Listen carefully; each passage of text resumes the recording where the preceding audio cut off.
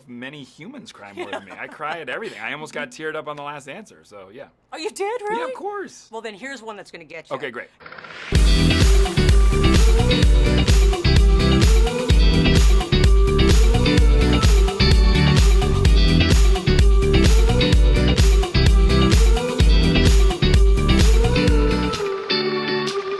Hey, thanks for clicking on this YouTube video on my cast interviews for the film A Quiet Place Part 2. Little backstory, this is the last in-person junket I did. In fact, we haven't gone back to in-person junkets yet. This was March 6th of 2020, over a year ago. The film was scheduled to be released just a few weeks later, of course postponed, but man, it is worth the wait, which is fitting because I don't give quotes often for those movie trailers where you see all the critics' quotes.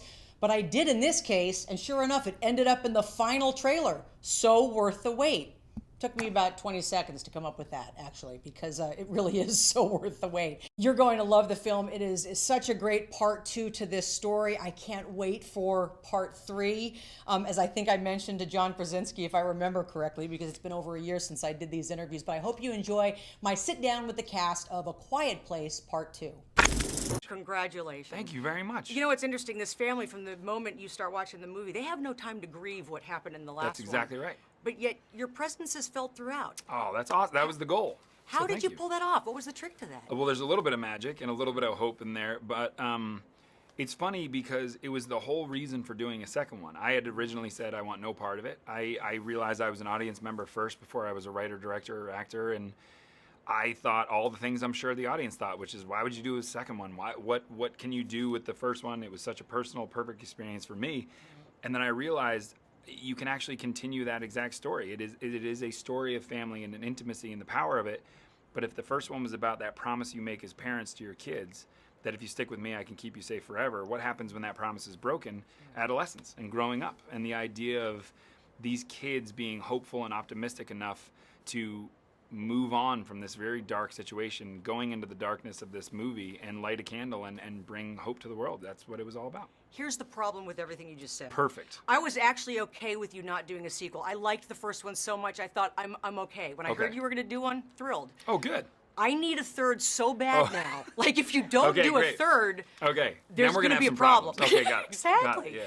You've got to feel that, though. This story has to continue now, in my opinion, without giving anything away. Right. No, I think at the end of the day, the first one, I never expected to do a second one, so I just sort of had these questions like who was on the other end of those fires and things like that. And I loved that the audience had those same questions. So I will say, yes, in the second one, when I was writing the second one, anytime I had one of those little ideas, I jotted them down in case for a rainy day, we make a third one. Well, I hope you got more. Okay, perfect. This has to happen. You've got a lot of famous friends. And I know, Cillian has talked about writing an email but never sending it. Right. I'm sure you had several famous friends that said, hey, if you guys do another one, you got to include me. So what happens in that scenario when all of a sudden you cast another guy who's not from Boston and maybe not a friend? Do your friends get ticked off? No, I gotta say that one of the most moving experiences for me is, and I've been lucky enough to have an amazing career, but this movie really moved my friends in the way that I've always been moved by them, and that really meant a lot to me. And so I think that, whichever friend you're thinking of, the fact that they would reach out to me and say in a very genuine way how proud they were of me, that meant a whole lot. So at this point, I think they're just playing their cards really well and not asking me to be in the next one. So I'll have to be careful of who gets the call. Out of all your friends, who cries more than you? Or maybe the same amount? I don't think anybody. I don't know if many humans cry more than me. I cry at everything. I almost got teared up on the last answer. So, yeah. Oh, you did, really? Yeah, of course. Well, then here's one that's going to get you. Okay, great. Yeah, this really is about what we impart to our kids and looking at them after we've seen the job that we've done and hoping that they do well. What's the best lesson you've learned from your father? Wow. It's funny because a lot of this movie has a lot to do with my father. I think the idea of I remember many different things, but one of the things I remember him saying is, I don't know is one of the strongest things you can say. And that will only lead to some version of change and some version of betterment. So, I don't know. Here we are trying to explore all that. That's congratulations. Thank you very much. Here's what I do know. You're doing a third. Oh, thank you. Great. Thank you for everything. Thank you so much. Appreciate it. I know you all have talked about this was John's love letter to the kids. Yes. Have you actually discussed how you're going to show them these films and when? I mean, I think they should be middle-aged before they see these films. I don't know. I think it's like whenever they feel ready for it. They're certainly not there yet. You don't want them to accidentally see it on a buddy's computer or anything. Like, you want to be the They're one to 6 present and it. 3, so I think Right. we're all right Okay. now. But I think when they get to the right age, maybe they'll be into seeing it. I think it's a bit unnerving for them to watch their parents in something. I don't know. I mean, my kids don't watch Mary Poppins. Well, then they're in for a treat with this. This is going to be a tough one for see. them. They may Let's see. need therapy. Yeah. This to me, I know that anyone can go see this film, whether you're a parent or not. But honestly, as a parent, it'll affect you, I think, in different ways. Very and there's much. some amazing scenes Yeah. involving the kids and what they take from us and what lessons we want to impart to them. So let me start with, what do you see of yourself already in your young kids? Do you already see things of yourself that you're thrilled are there? I see a whole amalgamation of like all the people in their lives that have informed them. I see like all that weird genetic pool that comes out of, like, I see a bit of my mother, his mother, me, him, like all the different weird characteristics. But our main thing we say to our kids all the time is that you got to be brave and you got to be kind. And that's it, you know, and I think we've got really brave and really kind kids. What about your parents? What's the best lesson they taught you that maybe you used later and it came back to really help? I remember my mum saying to me when I was really young, I think I was like 12 or something, she said, it's a famous phrase, but I remember it, that she said, if you want something bad enough, the whole universe will conspire to get it for you. And I do believe in that. I do believe in dreams with purpose. And I guess it's another way of saying ambition. You know, it's like ambition's a very healthy word. It's a good word. And I think I was always raised to find something that I was really passionate about. And I luckily have, and I'm so grateful. But I'm going to definitely impart that for my kids too. I watched Ellen recently, and you gave Ellen the rocket. And quite Yeah. frankly, I don't think she appreciated it enough. She's shy though. She's shy, and because between takes she was like, I can't believe you gave me this. Because I watched Yeah. it, I thought, I would have gone nuts. What did you keep? She did go nuts between takes, Later. but you know Ellen's shtick. I know. You know. But what did you keep for yourself? Did you keep anything for I yourself? have her necklace. I have the thread. Can you see it in that little? She's like that pink thread with the little pearl thing. I have that. John, And I have a sweater. I have one of the red sweaters. you didn't have a lot to choose from. It's not like your wardrobe was very diverse. Listen, it's not like I'm gonna rock that green dress out and about in New York City, but yeah. It's not like you could pull off this. It's and not like I could pull place off too. wearing green or anything. Last question. I know, John, everyone's talked about what a crier he is. He's been very open about it. But we haven't talked about if you're really a crier. Were there moments during filming where you actually got choked up watching everybody do their thing? I mean, I just have to, I think I'm crying for most of this film as the character because she's sort of grief-stricken and terrified. So I feel like I spent most of the film needing to put ice packs on my eyes. So I am a crier, but I think John is maybe a more ready crier, sort of more readily available to him. Yeah. Little as we know about your character in the film, we know even less About mine. about yours. Yes. So are you just here for moral support today? Like, Yes, to support Cillian. Yeah, we're just you hanging know? out. I mean, we're hanging out. We haven't. I mean, this is the extension of finishing this film, and so it's about getting promoting the hang. it. But really, it's at the end of the day, you can only really experience this film for just organically, just walk in. Don't expect anything. Don't expect knowing. Anything about the follow up, to the first one, and I think you will have an amazing time. The idea, all that, it's a great reason not to know, my character, where it's from, and a lot of times we meet people, we come to meet people where we don't know where they've been and what they've gone through, well, I don't want to tell anybody. So I had some friends even say, what can you say? You don't want to say anything. Yeah. I will say this, though. When I saw you in the trailer, isn't there something about Djimon Hounsou in a sweater? I just felt safer. I thought, whatever happens, I feel safe knowing he's in the film. I mean, look at him. Thank you. You were such a fan of the first one. I know you're probably sick of talking about having written John a letter that never got sent. Did you ever show him later?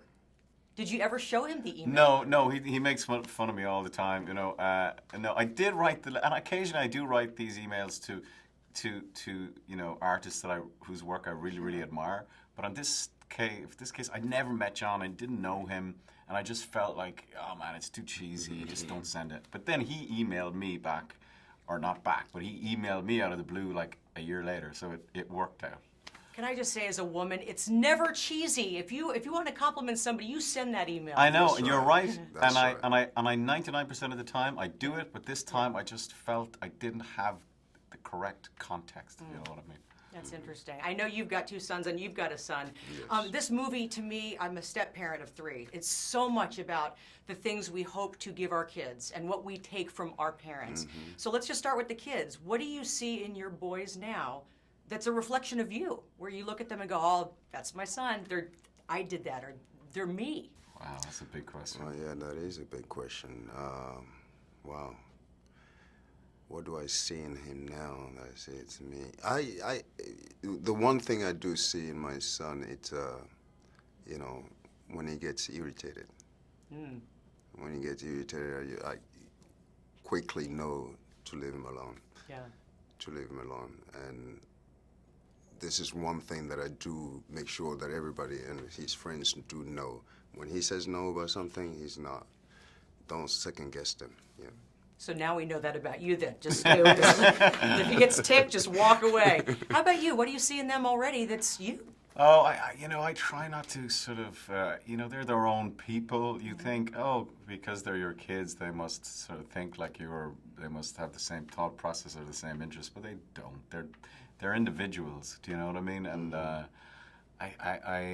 and they're also teenagers, so their minds are, still developing. Their bodies are still developing. It's a crazy time being a teenager. So I try and let them be their own people as much as I can. Have they seen this yet, your kids? I saw the first one. Yeah. My son saw the first one, and he's definitely waiting for the second one. Yeah. It is so good to see you. How has your life changed since Quiet Place? It's changed a lot. A lot of people now recognize me when I'm on the street, ask me for my autograph or photos. I didn't expect that. I mean, I'm just a kid who is acting. So, yeah, things have changed. I'm guessing this is Lynette. Yes. She was there on the first one. How has life changed for her? Oh, I'm not sure, actually. I think she's gotten used to the changes. She knows what to do with me now. Yeah. Your character, there is a lot more happening in this one. When you found out all the things that you'd be doing, anything make you nervous? No, actually, I got more excited because I love stunts. I love the action. And this is this is more physically demanding than the first one. So it's, very different experience. So how do you unwind when you're done with a physical day? And I've read that you like to get on a motorcycle, you rock climb. Those are also very physical, intense activities. How do you unwind after a big day? Spa. Okay. A massage. Every weekend I would have, while we were filming A Quiet Place, I would try to go to a spa and just relax. And I needed it. Yeah, so that's what I do. I think we could be good friends. I like a good spa too. Have you been to Arizona? We have several great spas in Arizona. Okay, I'm going to remember that.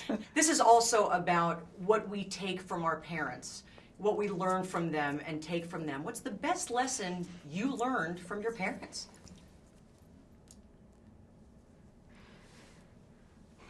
Oh, I've learned so many things from them because they're so wise, and we have a very close relationship. And also with Emily and John, we had a close relationship. I know my parents want the best for me, and we're able to have these conversations, even the hard conversations. And that teenagers have, the difficult ones, and I can have them with my parents, and I'm so fortunate that they are the ones in my life, that they're my parents. I couldn't do it without them. And that's actually rare, I think, for a teenager to have that connection. You are lucky, and it's great that you realize that. Yes. I know he's going to wrap me in a second. Let's talk about criers. John Krasinski is known to get emotional and to cry. Did you see him on set during this one where you thought, oh, here he goes again crying. I must have done a good job? I'm trying to think. I think in this one it's more action-oriented, and there's a lot more tension I can't think of those moments, cry moments. We have a lot of moments actually in the film where the characters are vulnerable and really say what they're thinking about the situation and their relationships, which is great. Have your parents seen this one yet? Last night, my mom was with me. Oh my gosh. Did she sob like me? Yes. Yes, she did, I will confess. I need a third. I need a third tomorrow. I hope so. Congratulations. Thank you Thank so you so much. much. Nice to see you, too. Nice I wanted to to bring see you in you. because Oh, thank you you. don't get That's enough very credit. kind. So. Thanks so much, guys. Thank you. Bye-bye.